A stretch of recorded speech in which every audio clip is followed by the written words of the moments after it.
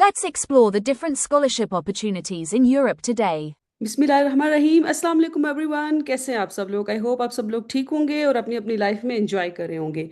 Today I am very happy and excited to have with us Zain Ali, who is not only an MS scholar in molecular biology at the University of Padua, but also the CEO of the AJOYH। सो आज हम मिलेंगे जैन से, उनकी life के बारे में पूछेंगे, उनके एकेडमिक जर्नी के बारे में कि कैसे वो यहाँ तक पहुँचे। वो यकीनन बहुत सारे स्टूडेंट्स के लिए एक इंस्पिरेशन है। वो आज अपनी जर्नी बताएंगे, आपको डिफरेंट स्कॉलरशिप्स का बताएंगे, प्रोसेसेस का बताएंगे कि अगर आप लोग एमएस अपना कंटिन्यू करना चाहते हैं यूरोप में, स्पेसिफिकली इटली में, क्योंकि वो खुद इटली में हैं, तो वो आपको इस अपनी पूरी जर्नी के बारे में बताएंगे। Thank you so much Jain, इतना अपना टाइम देने के लिए और आज हमें ज्वाइन करने के लिए। अस्सलाम वालेकुम, कैसे हैं आप? Walaikum salam. First of all, thank you so much, ma'am, for hosting me today, and I hope this interview and this presentation will become more and more productive for the students who are seeking for the scholarship. Thank you so much for organizing this. Thank you so much Zain. तो शुरू करें, are you ready? Yes, ma'am, exactly. Okay, so Zain, could you please tell us a little bit about yourself and your background? Okay. Ma'am, should I share the PPT? Yes yes, you can show. Okay.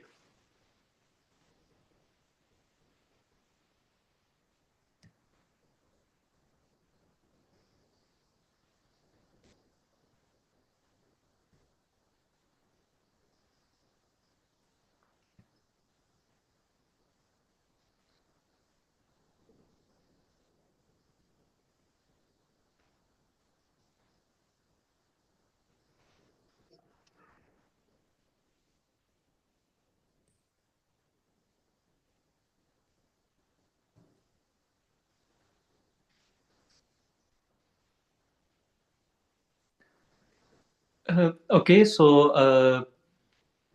as ma'am mentioned already, I'm currently doing the masters in molecular biology at University of Padua, and I have been graduated by International Islamic University in the Department of Biology with the distinction, and currently I'm working as a researcher in the Istituto di Ricerca Pediatrica. It's in Italy, and my research interests are to check the potential of the stem cells and the immuno-oncology. And I'm also working with the cardiac surgeon to check the potential of stem cells in the tissue engineering. So I hope it's enough for my intro. Yes, we can continue further. Yes, please, Zain. Are you have some? Do you have any something more to share, or should I move forward? Yes, you can move forward. Okay, so Zain, could you please tell us what actually inspired you to pursue the molecular biology, and how did you end up at the University of Padua? Okay. Uh, Actually, because I was serving as lecturer in Pakistan, and teaching make me more passionate about the biological sciences. Because अगर इस दौर के अंदर बात की जाए, specially Pakistan के अंदर बात की जाए, तो बहुत सी ऐसी डिजीजेस हैं, बहुत सी ऐसी जो है वो प्रॉब्लम है रिसर्च के अंदर कि जिसको फुलफिल करना बहुत ज़रूरी है। और स्पेशली हेल्थ केयर सिस्टम जो पाकिस्तान के अंदर है, उसको बहुत ज़्यादा रिसर्च की ज़रूरत है, जिसने मुझे मोटिवेट किया कि मैं बायोलॉजिकल साइंसेस में ही आगे परस्यू करूँ। And then I started to become a good researcher, and then I studied about the countries which one are good more in research, and at the end I found University of Padua, and the Italy is best for my career. Perfect Jain, यहाँ मैं आपसे एक बात पूछनी चाहूँगी। जैसे जिस masters level पे आप गए, इस लेवल पे बहुत सारे स्टूडेंट्स जो हैं हमारी कंट्री में, स्पेसिफिकली सब कंट्रीज में ही, मोस्ट ऑफ द कंट्रीज में, उनका ये होता है कि ये जो हमारी एज है इसमें हमने एंजॉय करना है, because our parents are paying, वो फीस दे रहे होते हैं। हम ये होता है कि ओके जी, हम तो यूनिवर्सिटी चले गए हैं, बस लाइफ एंजॉय करनी है। देन एवर थिंक अबाउट कि हाँ, हम मास्टर्स लेवल पे भी ठीक है, मैं ये नहीं कह रही 100%, 50% ऑफ दो, वो कभी इस बात पे नहीं सोचते कि हमें मास्टर्स के लिए भी बाहर जाना चाहिए। तो ये चीज़ आपकी रियली बहुत इंस्पायरिंग है। तो आप इस बारे में बताएंगे कि कैसे आपने इस लेवल पे सोचा कि बीएस के बाद ही मैं जाऊं और जो है वो आगे अपनी हायर एजुकेशन जो है वो किसी अच्छे इंस्टीट्यूट, अच्छे से मेरा मतलब है जो एडवांस इंस्टीट्यूट हो, जिनके रिसर्च अच्छी हो। ठीक है। एक्चुअली हर एक सक्सेस के पीछे एक बहुत बड़ी जो है वो हर्डल्स होती हैं जो किसी ने फेस की होती हैं। बहुत से फेलियर्स फेस किए होते हैं और बहुत सी स्ट्रगल्स की होती हैं। और मैं इधर अपना जो है वो शेयर करना चाहूँगा, अपना जर्नी। इसको मैंने एक श्योर। स्लाइड के अंदर टोटली जो है वो ऑर्गेनाइज किया है कि मैंने स्टार्टअप कैसे किया। It was quite difficult for me when I came to Islamabad to survive. Even I was not able to spend the money for the hostel dues. Then the thing motivates me like I can do it. मेरे अंदर एक potential था कि मैंने कभी ये नहीं सोचा कि ये नहीं हो सकता। हाँ, मैंने अपने फाइनेंस को स्टेबल करने के लिए मैंने ये अपना पिक ऐड की है। इस्लामाबाद में I-10 के अंदर मैंने चिप्स के स्टॉल से स्टार्टअप लिया और देन फाइनेंशियली स्टेबल दैट्स होने के रियली लिए। Amazing Zain. Thank you so much for your compliment. And then मैंने जो है उसको फिर कोविड में मुझे बहुत ज़्यादा लॉस हुआ। मेरा अपना प्राइवेट हॉस्टल था। मीन्स कि कोई भी स्टार्टअप हमेशा बड़े से नहीं होता, आपको छोटे से स्टार्ट करना पड़ता है। तो कोई भी काम, मैंने कभी किसी काम को बुरा नहीं समझा। तो मैंने जो है एक छोटे से स्टार्टअप से स्टार्ट किया। देन मैंने अल्हम्दुलिल्लाह बहुत अच्छा अर्न किया, हॉस्टल अपना बनाया प्राइवेट में, जो कि कोविड में क्योंकि सारे बिजनेस फ्लॉप हुए तो उसमें मुझे भी लॉस हुआ। और देन एक एक मोटिवेशन थी मेरे अंदर कि क्योंकि जब मैं देखता था कि मेरे ही डिपार्टमेंट में इंटरनेशनल इस्लामिक यूनिवर्सिटी की, अगर मैं इसको कोट करना चाहूंगा कि मेरा डिपार्टमेंट है जिसकी वजह से मैं आज इधर पहुंचा हूँ। बिकॉज मेरे कुछ सीनियर्स थे जो कि अमेरिका में है, यूके में है और डिफरेंट कंट्रीज में, उन्होंने उधर से ही पढ़ा जिधर से मैंने पढ़ा। तो मेरे लिए वो इंस्पिरेशन थे कि देखिए अगर वो जा सकते हैं तो मैं क्यों नहीं जा सकता। और उसमें ऐसा क्या है, उनकी प्रोफाइल में ऐसा क्या है या मेरी प्रोफाइल में ऐसा क्या होना चाहिए कि मैं भी सिलेक्ट हूँ। तो अल्हम्दुलिल्लाह मैंने अपनी डिग्री जो है वो डिस्टिंक्शन के साथ की। मेरा अराउंड अबाउट 3.9 CGPA है और मेरी इधर इटली के अंदर फुली फंडेड स्कॉलरशिप है। तो this is how I started my career, I started my journey. And the only thing motivates me that I can do it. If others can do it, so why I can't? So that was the question that pushed me towards my destination. That's perfect Jain. और exactly हम इसी point पे आना चाह रहे थे, जैसे अभी आपने बताया है। वैसे तो स्कॉलरशिप्स बहुत सारे होते हैं जिसमें वो स्टूडेंट्स को ऑफर कर रहे होते हैं 20% स्कॉलरशिप, 40% या 60%, बट दिस इज अमेजिंग कि आपको 100% स्कॉलरशिप मिला है। और बहुत सारे हमारे स्टूडेंट्स होते हैं, they really want to go abroad और वहाँ पढ़ने के लिए, बट अनफॉर्चुनेटली समटाइम वो एडमिशन तो सिक्योर कर लेते हैं बट वो स्कॉलरशिप नहीं सिक्योर कर सकते। तो मेरा आपसे नेक्स्ट क्वेश्चन यही है कि आप थोड़ा सा अपना एक्सपीरियंस बताएं कि आपने कैसे अप्लाई किया स्कॉलरशिप के लिए यूरोप में, या आपने सिर्फ किया ही इटली में, या बाकी किसी और स्कॉलरशिप्स के लिए भी आपने अप्लाई किया था। और अगर आप कुछ टिप्स बता सकें स्टूडेंट्स को कि कौन से स्कॉलरशिप्स है जिसके लिए वो अप्लाई कर सकते हैं, और जिसमें उनको 100% स्कॉलरशिप या एटलीस्ट 80% तो मिले, कि वो अगर बाकी 20% खुद भी करना चाहें तो कर सकें। लेकिन आई विल प्रेफर कि आप प्लीज़ बताएं कि कौन से स्कॉलरशिप्स हैं जो उनको हेल्प आउट कर सकते हैं। Gee, it's a very good question because mostly students want to get the scholarship, but they couldn't find even the right way to grab the scholarship, to hunt the scholarship even. So मैं, क्योंकि मेरा case totally different था because मेरे financial issues थे जो कि mostly हर student की graduation के दौरान होते हैं। तो मैंने इटली को क्यों चूज किया, फर्स्ट ऑफ ऑल तो मैं इसको एलेबोरेट इधर करना चाहूंगा। देखिए अगर हम यूके की बात करें, there are no hurdle in the whole process. You can just need to pay the 35 to 40 lakh and you can easily get the visa. So I was not able to spend money for the UK. And in the same case for the Germany, like Germany के case में भी 40 लाख जो है वो block account में रखना होता है और I was unable to do it. Then मैंने जो है वो सर्च करना शुरू किया कि ऐसा कौन सा कंट्री है कि जो मुझे पैसे दे। जो मुझे पढ़ने के लिए पैसे दे, जो मुझे होस्ट करे, जो मेरे एक्सपेंसेस पूरे करे, और उसके लिए मुझे कैसे तैयारी करनी है। तो देन आई फाउंड इटली। अब इटली के मैंने इस स्लाइड में कुछ बेनिफिट्स भी इंक्लूड किए हैं कि फर्स्ट ऑफ ऑल तो क्वालिटी एजुकेशन, जैसे मैं इधर मेंशन करना चाहूँगा एजुकेशन के हवाले से। बड़ी इंटरेस्टिंग, एक स्पेशली गर्ल्स के लिए बड़ी मोटिवेशनल इधर बात है कि दुनिया की जो फर्स्ट लेडी थी जिसने पीएचडी की थी, वो यूनिवर्सिटी ऑफ पादुआ से की थी, जिसमें मैं हूँ। That's great. और दूसरी बात कि गैलीलियो का एक बहुत बड़ा नाम है, गैलीलियो फिलोसोफर भी हैं और एक बहुत बड़े रिसर्चर स्कॉलर रहे हैं, तो वो भी यूनिवर्सिटी ऑफ पादुआ से हैं। तो it was amazing for me to get the opportunity in the esteemed institution like Padua.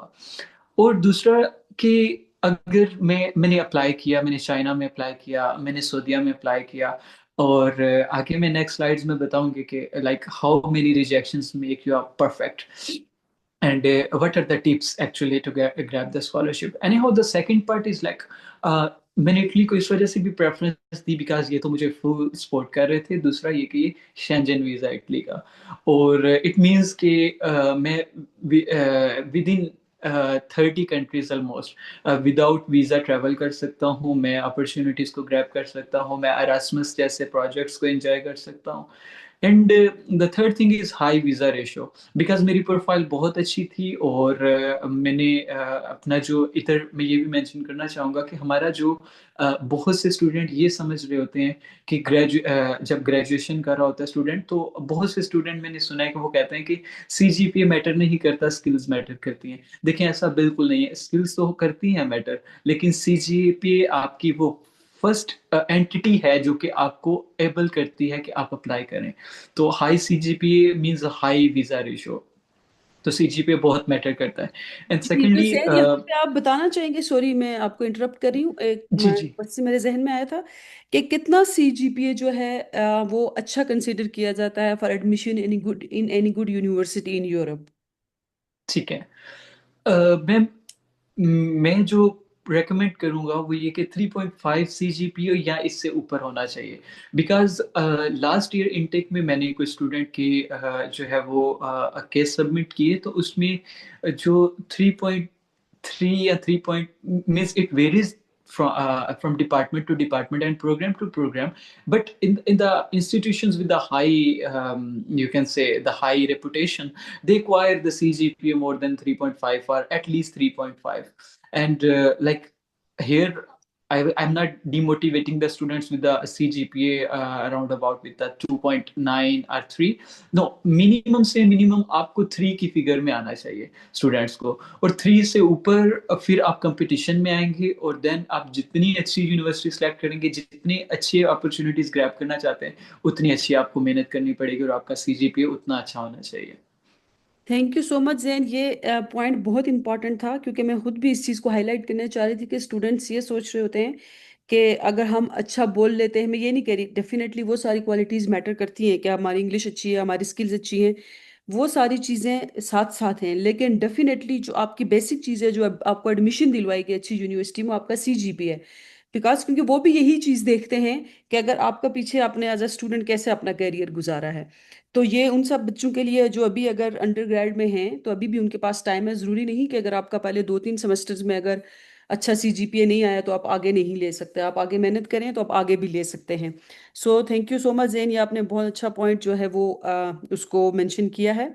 अच्छा जैन, अभी जब मेरी आपसे बात हो रही थी तो आपने मुझे ये बताया था कि अभी अभी आपने एक अपनी एजुकेशन कंपनी आप कह लें या काइंड ऑफ ऑफिस आप कह लें जिसमें आप स्टूडेंट्स को गाइड करते हैं, दैट इज़ एजुवाइज।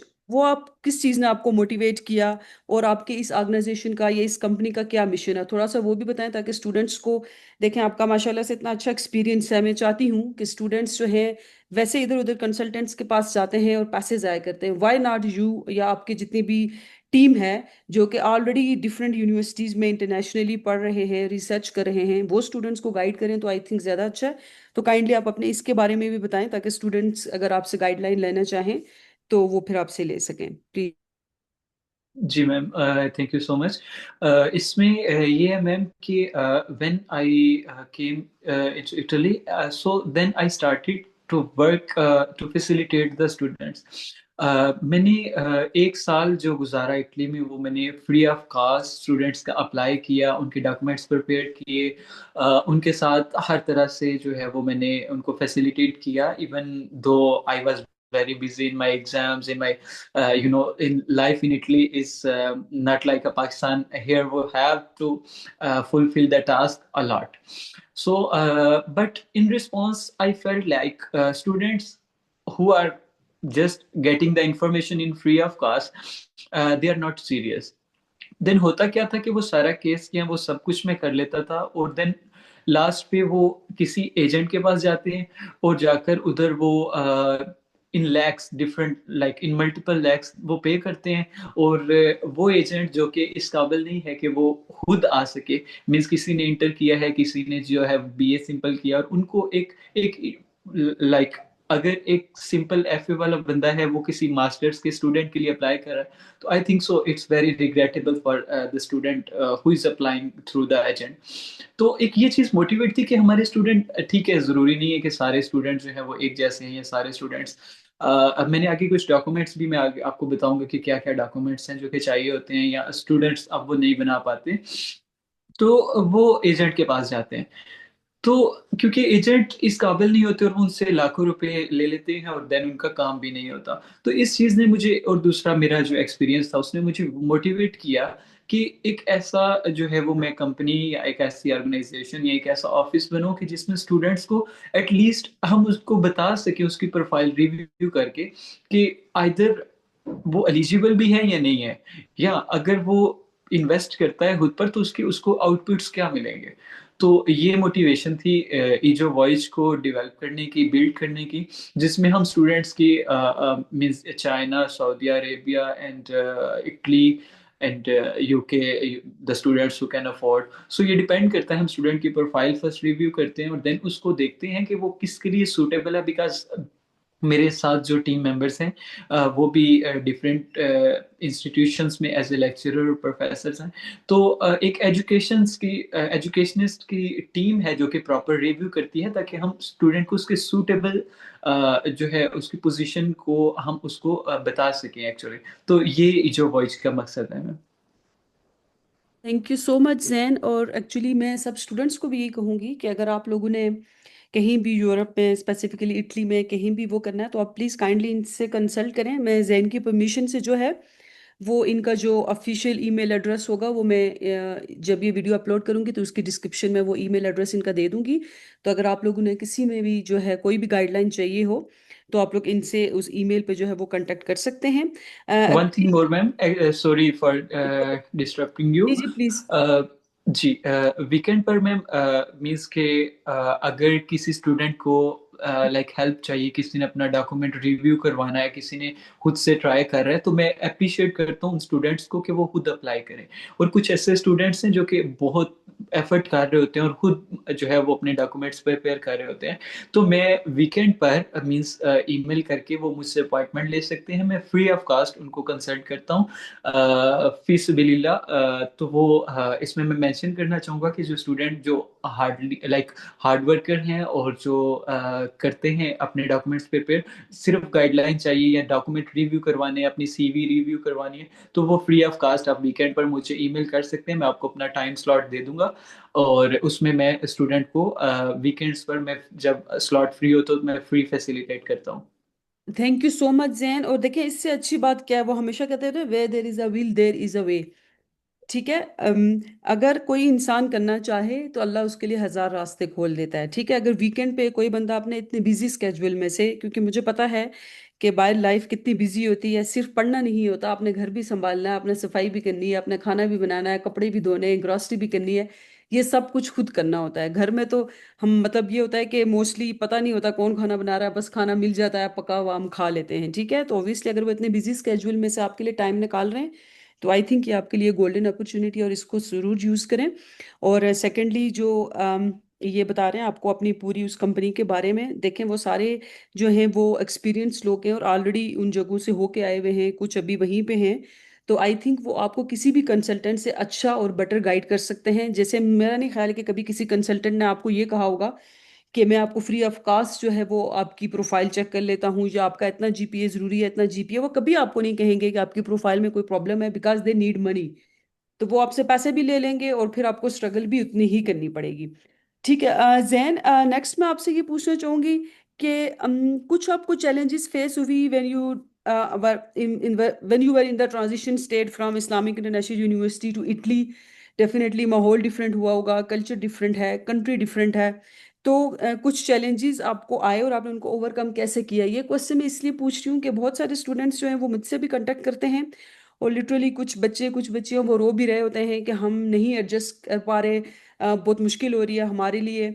तो चूंकि आप भी बहुत यंग एज में चले गए ग्रेजुएशन के बाद ही, तो आप थोड़ा सा इनको कुछ मोटिवेशन दें कि कैसे आपने एडजस्ट किया, क्योंकि ऑब्वियसली आई नो आप भी अपने सारे काम खुद ही करते होंगे, घर के, बाहर के, ऑफिस के, आई मीन लैब के। तो काइंडली थोड़ा सा बताएं कि आपने कैसे इन प्रॉब्लम्स को जो है वो ओवरकम किया।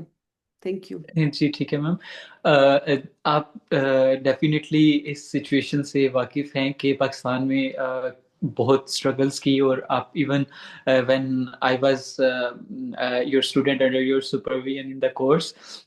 So at that time, even I was with having the very busy schedule at that time, because hostel में जब बंदा रह रहा होता है तो खुद कुक करना, खुद खाना बनाना, और देन यूनिवर्सिटी को पढ़ना, फिर पार्ट टाइम जॉब करना, पढ़ाना कॉलेज में, तो बहुत ज़्यादा जो है वो एक स्ट्रगल होती है और बहुत ज़्यादा मुश्किल होता है मैनेज करना. और लेकिन अगेन मैं उस चीज़ को, ये स्लाइड में जो मेरी मोटिवेशन है वो ये है कि like rejection is more valuable than inaction. बजाय इसके कि आप जो है वो कोशिश ही नहीं करते, या आप जो है वो बिल्कुल हाथ पे हाथ धर कर बैठे हुए, तो इससे बेहतर है कि आप अप्लाई करें और रिजेक्ट हो, because every rejection will make you better. Her rejection का डिफरेंट रीजन होगा, और आप जब उन गैप्स को फिल करते जाएंगे तो आप जो है वो डेफिनेटली अपना टारगेट अचीव करेंगे. और जब मैं इंटरनेशनल इस्लामिक यूनिवर्सिटी से ग्रेजुएट हुआ, अल्हम्दुलिल्लाह मेरा बहुत अच्छा एक्सपीरियंस रहा इंटरनेशनल इस्लामिक यूनिवर्सिटी में, बिकॉज मेरे टीचर्स ने मुझे बहुत अप्रिशिएट किया, उन्होंने सपोर्ट किया. और मैंने वो चीज़ें जो कि मार्केट में स्टूडेंट्स ग्रेजुएट होने के बाद करते हैं, वो चीज़ें मैंने 6 सेमेस्टर में स्टार्ट कर दी थी. आई मीन टू से हियर लाइक स्टूडेंट्स जो कि 6 और 7 सेमेस्टर में होते हैं, वो कह रहे होते हैं कि हम डिग्री कंप्लीट करेंगे तो हम फिर अप्लाई करना शुरू करेंगे. ऐसा नहीं होता. एग्जैक्टली ऐसे ही है। जी, मैं जब 6 सेमेस्टर में था तो मैंने एसओपी लिखना शुरू कर दिया था, इवन दो कि मुझे पता होता था कि मैं कहीं इंटर्नशिप के लिए अप्लाई करूंगा तो वो मेरा नहीं होगा बिकॉज मेरी डिग्री नहीं है. लेकिन मैं लिखने का मेरा एक प्रैक्टिस होगी कि मैं एसओपीज या मोटिवेशन लेटर्स या अपने डॉक्यूमेंटेशन प्रिपेयर करता था. इसके अलावा मैंने इवन 7th सेमेस्टर में मेरा पासपोर्ट आ गया था. अब पाकिस्तान में पासपोर्ट, अब स्टूडेंट इस दफ़ा भी इस इनटेक में भी वो ग्रेजुएट हुए हुए हैं, एडमिशन्स ओपन हैं, लेकिन उनके पासपोर्ट नहीं बने हुए. अब 3 से 4 मंथ पासपोर्ट में लग रहे हैं, इतनी देर में एडमिशन दूसरों के आए होते हैं, इधर डेडलाइन खत्म हो जाती है.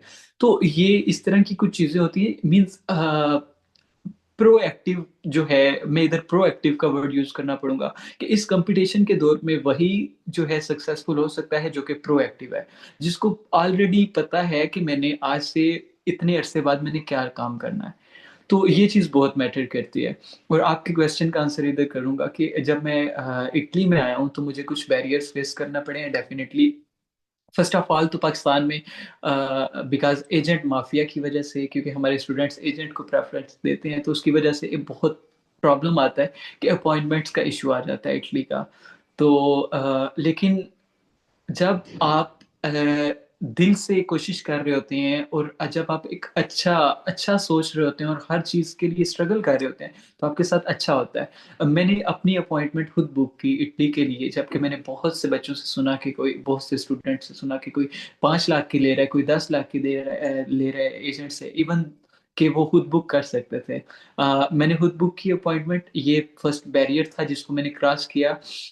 देन वीज़ा इंटरव्यू के हवाले से बहुत सी टेक्निक्स होती हैं.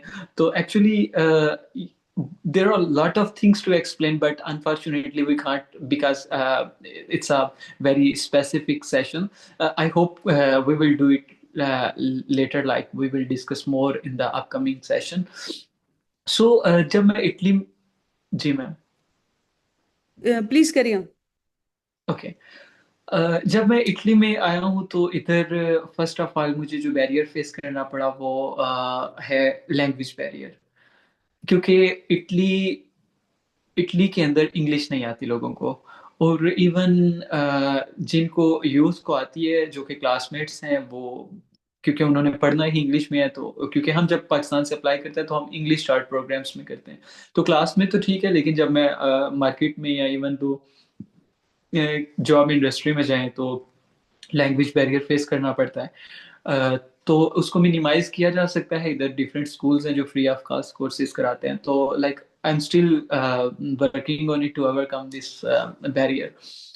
और इसके अलावा मैम ऐसा इधर कोई बैरियर नहीं है। स्टार्टिंग में जब बंदा आता है या फीमेल स्टूडेंट्स जब आती हैं, तो वो जिधर भी जाएं, इवन के अगर कोई पंजाब से इस्लामाबाद आ रहा है तो उसको उस टाइम पे भी वो इश्यूज फेस करने पड़ते हैं। अकोमोडेशन उसको ढूंढनी पड़ती है, उसको जो है वो उधर के कल्चर, उधर की चीज़ों को अडाप्ट करना पड़ता है। तो वो स्टूडेंट पर डिपेंड करता है कि वो जिधर से आया है वो ऑलरेडी पॉलिश था या उसने इधर आकर पॉलिश होना है।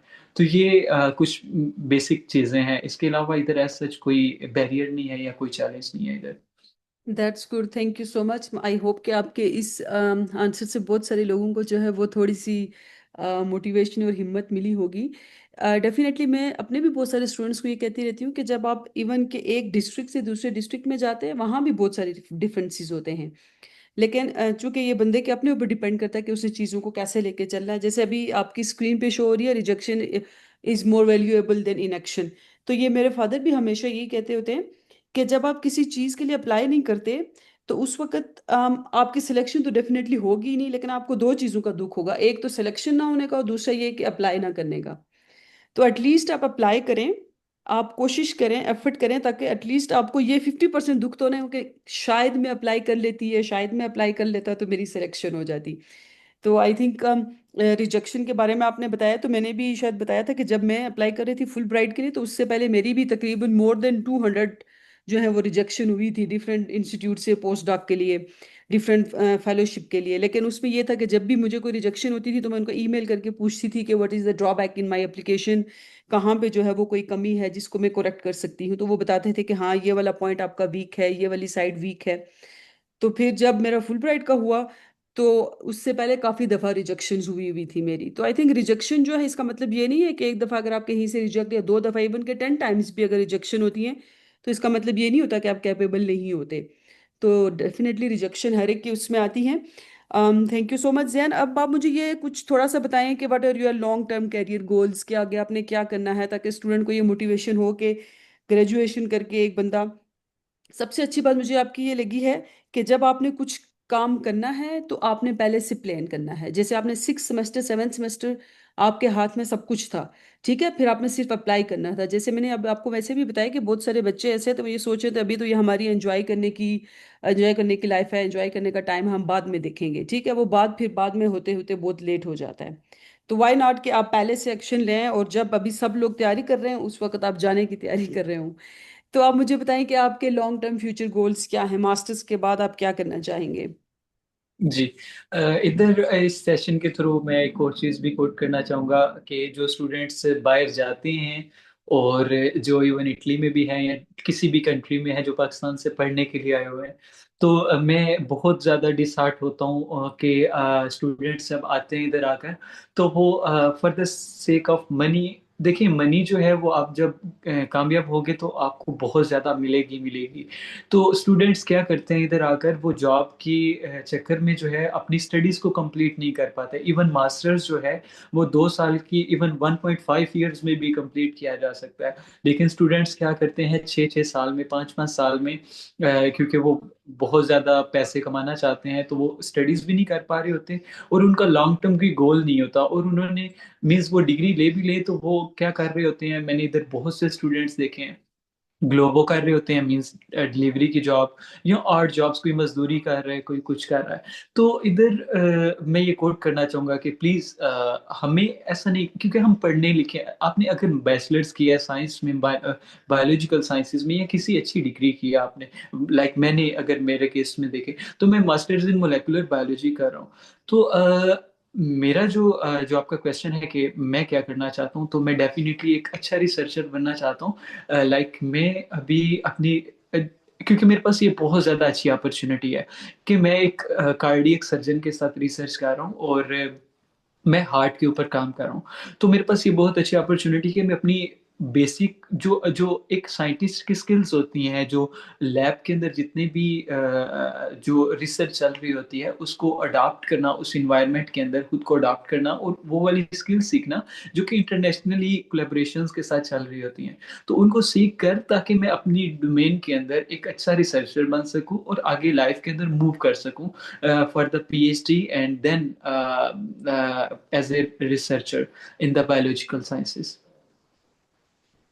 Okay, thank you so much Jain. मेरा नेक्स्ट क्वेश्चन है, okay Jain, thank you so much अपने फ्यूचर गोल्स बताने के लिए। नेक्स्ट मैं आपसे ये पूछना चाहूँगी कि what advice would you give to students who aspire to study abroad, specifically in the field of molecular biology. आप स्टूडेंट्स को क्या एडवाइस करना चाहेंगे जो कि बाहर, अगर कि यूरोप, इटली, किसी भी कंट्री में अगर बाहर जाना चाहते हैं स्पेसिफिकली आपकी वाली फील्ड में, तो उनके लिए कोई टिप्स एंड ट्रिक्स अगर आप बताना चाह रहे हैं तो काइंडली शेयर कीजिए। जी, specifically for the students regarding to biological sciences, सो मैं कुछ चीज़ें हैं जो हाईलाइट करना चाहूँगा। एक तो जैसे मैंने आपको ऑलरेडी बताया कि सीजीपीए मैटर करता है। दूसरा ये कि जो पब्लिकेशन है, रिसर्च पेपर हो जाए या रिव्यू आर्टिकल। रिसर्च पेपर है बीएस लेवल पर स्टूडेंट्स के लिए बहुत मुश्किल होता है, लेकिन ये कि हम कंट्रीब्यूट कर सकते हैं। और इवन रिव्यू आर्टिकल में भी हम, इट डजेंट मैटर कि आप जो है वो फर्स्ट आथर हैं या आप फिफ्थ आथर हैं, like at the level of graduation. तो मींस कि आपके किसी न किसी रिसर्च पब्लिकेशन में आपकी कंट्रीब्यूशन होनी चाहिए। दूसरा ये कि आपका जो थीसिस का टाइटल है ये बहुत मैटर करता है। और जो फील्ड है, मैंने पर्सनल एक्सपीरियंस बताऊंगा कि मॉलिक्यूलर दुनिया पूरी में अगर आप देखें तो हर जगह पर मॉलिक्यूलर बायोलॉजी का ही जो है वो काम है, और माइक्रोबायोलॉजी से related. Means molecular biology biological sciences में हर जगह पर इन्वॉल्व है।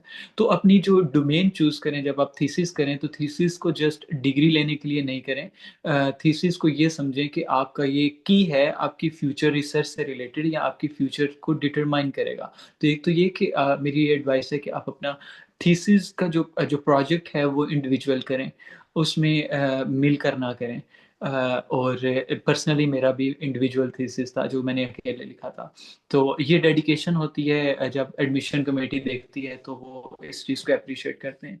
और पब्लिकेशन के अंदर नाम हो और अपना थीसिस, और देन जो इंटर्नशिप्स, जैसे पाकिस्तान की अगर बात करें तो डिफरेंट रिसर्च सेंटर हैं, एनएआरसी है, एनआईएच है, बायोलॉजिकल साइंसेज से रिलेटेड डिफरेंट इंस्टीट्यूट है जिधर समर में या आप जब इजी हो तो आप स्टूडेंट्स कर सकते हैं इंटर्नशिप्स, फ्री ऑफ कास्ट हैं।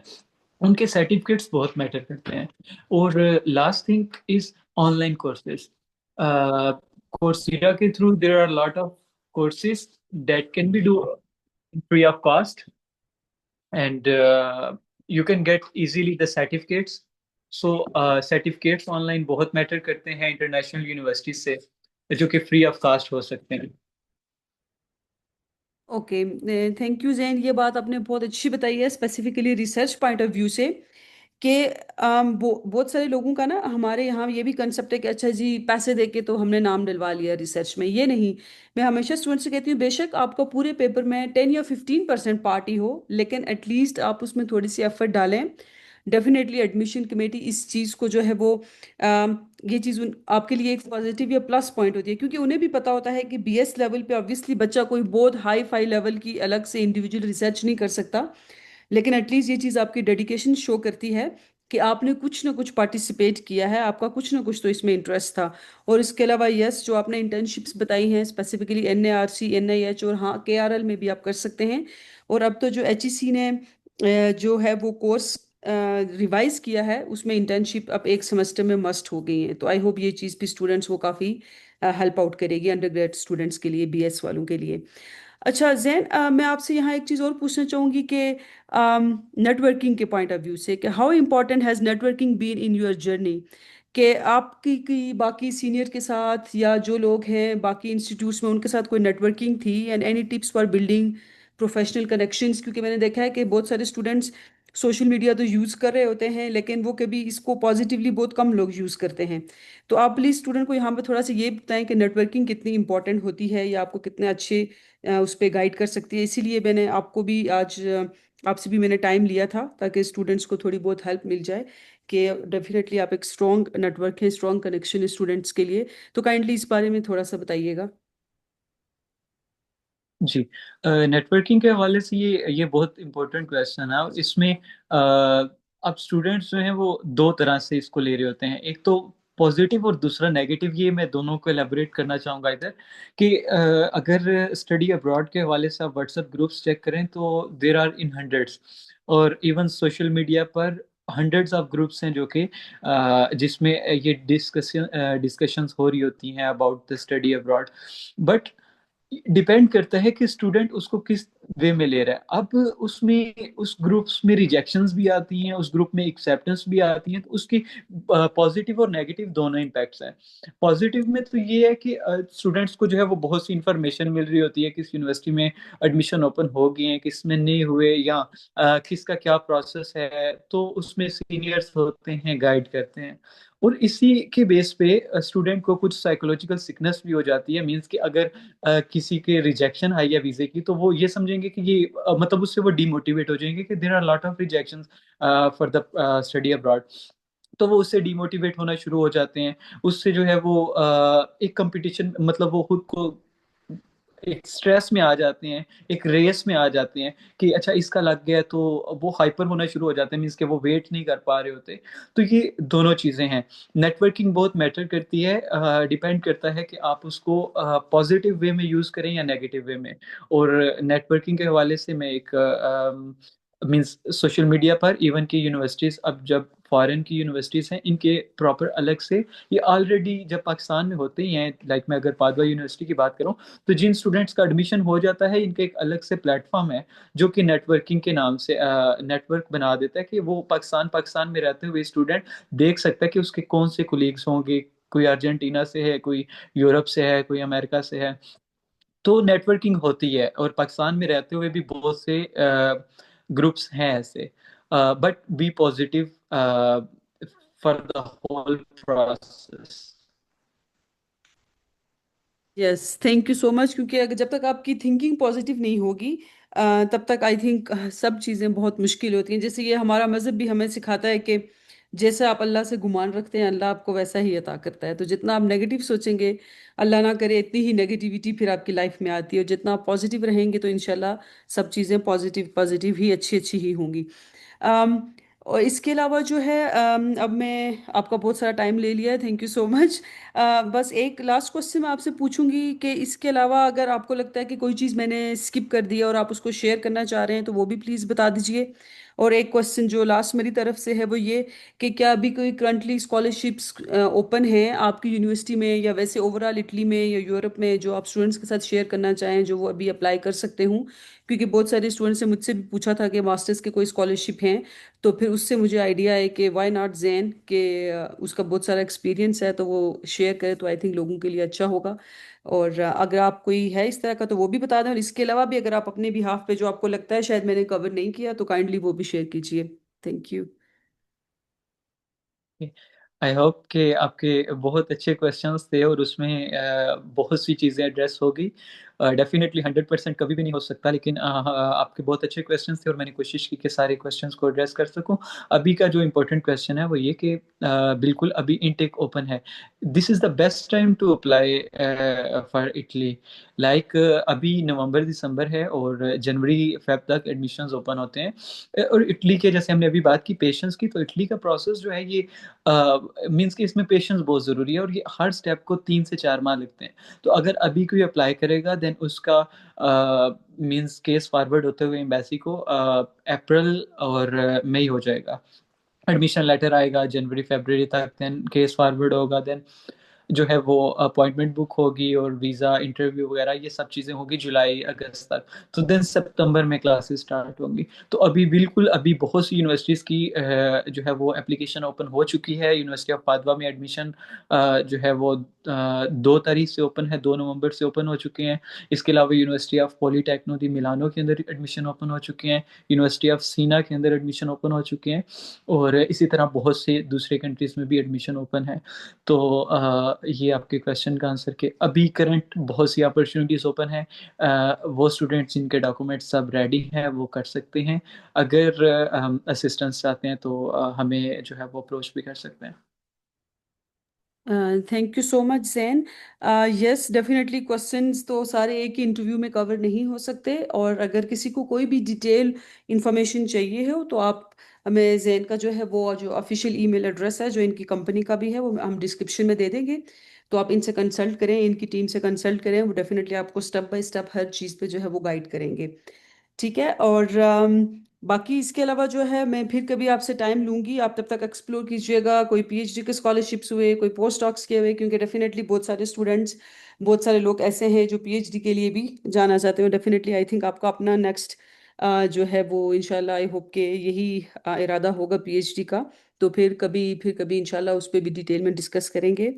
Thank you so much Jain for sharing your incredible journey and valuable insights with us. I hope के it was really pleasure for me to learn from your experience, और I hope कि हमारी audience भी इसको I mean उन्होंने भी काफ़ी सीखा होगा, इनके लिए भी इंस्पायरिंग और इन्फॉर्मेटिव हुआ होगा। और उन सबका भी थैंक यू सो मच जो इसको देखेंगे सुनेंगे और फिर डेफिनेटली इससे कुछ समझेंगे और सीखेंगे। ये नहीं कि सुना और बस ठीक है जाने दिया और ठीक है देखेंगे जब अप्लाई करेंगे। तो एक्चुअली ये होता है कि किसी भी जर्नी के लिए जो है वो आपने सबसे पहले जो है वो एक स्टेप लेना होता है, उसके बाद फिर रास्ते खुद ही खुल जाते हैं।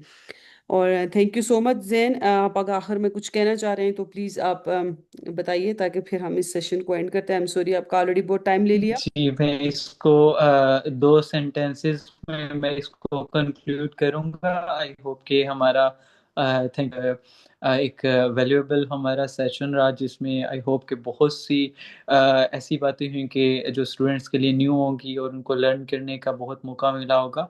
और इसमें एक तो मैं सिंपल जो मैं खुद से भी क्वेश्चन करता हूँ वो ये कि अगर इंसान ने जन्नत में जाना है तो उससे पहले मरना पड़ता है।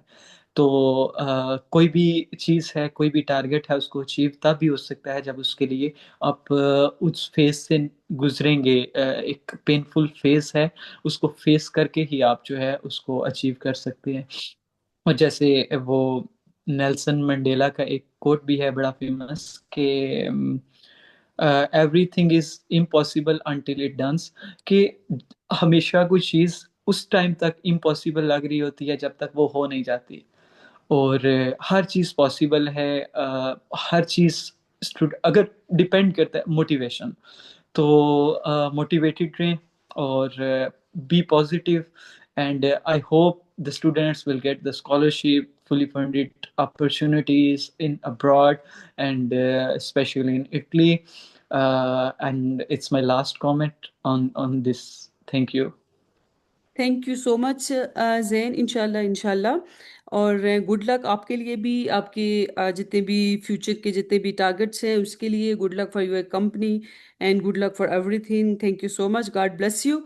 Thank you so much everyone for tuning in, and we look forward to bringing you more much inspiring stories in the future inshallah. Until next time, take care and stay inspired. Thank you so much everyone. Allah Hafiz.